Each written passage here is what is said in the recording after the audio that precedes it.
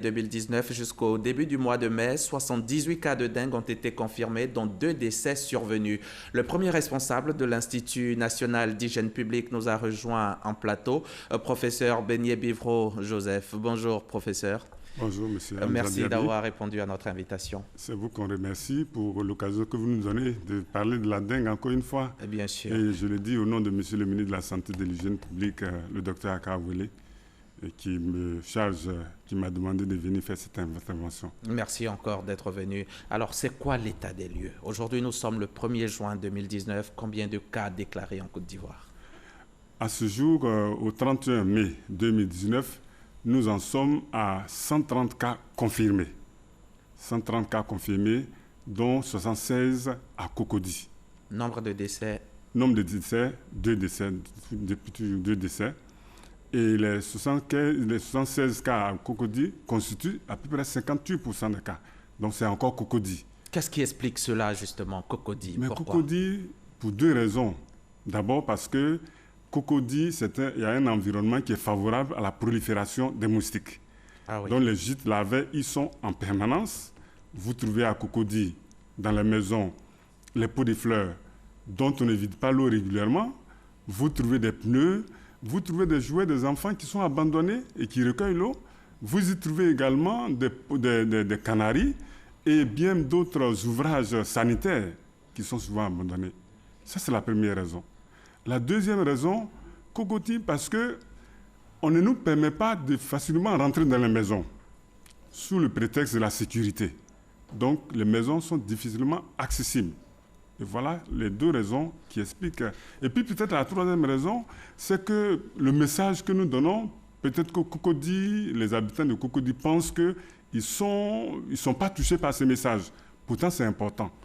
Et je dois dire que ce n'est pas une affaire d'assainissement seulement, le problème de la dengue. Où sont logés les autres cas, à part Cocody? Les autres cas, on les retrouve aussi à Yopougon, à Abobo. Abobo, c'est la 2e commune où il y a le plus de cas. Oui, on y trouve 28 cas, ce qui fait à peu près 28%.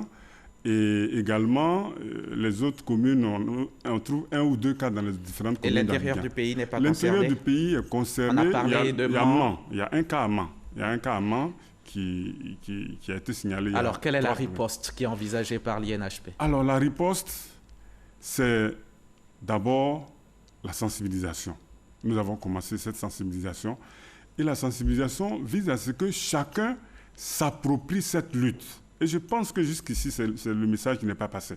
C'est pourquoi nous sommes obligés de revenir encore, marteler à nouveau, pour que chacun, dans son environnement, élimine les gîtes larvaires qui sont des lieux de reproduction de moustiques. C'est-à-dire tous ces gîtes que je venais de citer tout à l'heure, qu'on puisse les éliminer. Ça, c'est déjà ça. Ensuite, la deuxième partie, c'est le travail de la fumigation que nous allons commencer cet après-midi. La démoustication. Voilà, la démoustication avec la fumée. Je sais que la population aime ça, c'est impressionnant, mais au préalable, il faut pouvoir éliminer les gîtes. Parce que ces gîtes-là, ce sont les bébés moustiques. Bien sûr. Et il faut les enlever avant de pouvoir tuer les moustiques adultes.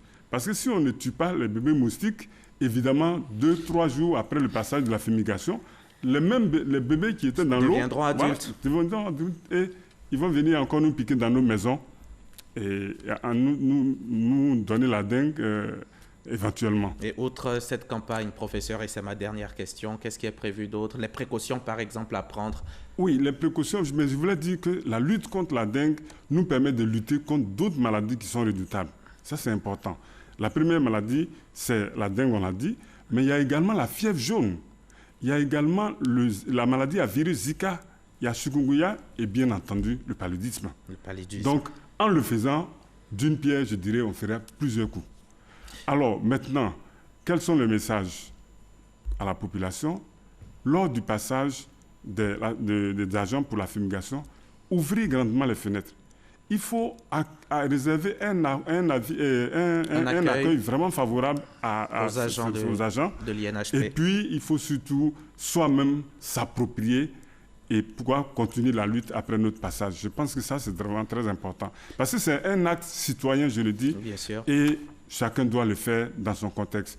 Mais nous comptons aussi sur les mairies. Et nous voulons vraiment que les mairies vraiment adhèrent à cette lutte pour pouvoir nous mettre à disposition des gens que nous allons former pour la reconnaissance des gîtes. Et puis, ces agents-là vont rentrer dans les maisons. Puis, s'ils sont de la communauté, ils sont connus. Je pense que le problème de sécurité ne va pas trop se poser. Et puis, enfin, c'est dans un cadre multisectoriel. On va travailler, on continue de travailler avec le ministère de la Salubrité et de l'Assainissement, le ministère de l'Information, bien entendu, le ministère de l'Environnement et le ministère de la Ville aussi, qui est important. Le ministère de l'Information, il faut dire plutôt le ministère de la Communication. Le ministère de la Communication, autant pour moi. Je le rappelle, la prise en charge est symptomatique. En effet, il existe un vaccin contre la dengue, mais la Côte d'Ivoire n'en dispose pas pour le moment. Merci, professeur, d'être venu. Vous êtes le directeur général de l'INHP, l'Institut national d'hygiène publique. La saison des pluies est favorable à... Oui, bien sûr, la saison des pluies est favorable et notre passage n'est pas fortuit. Justement, c'est le moment de pouvoir redoubler d'efforts pour éviter qu'on ait encore d'autres gîtes larvaires pour être à l'origine d'un autre problème éventuellement auquel on serait confronté. Merci, professeur. Merci beaucoup. Nous sommes en pleine saison.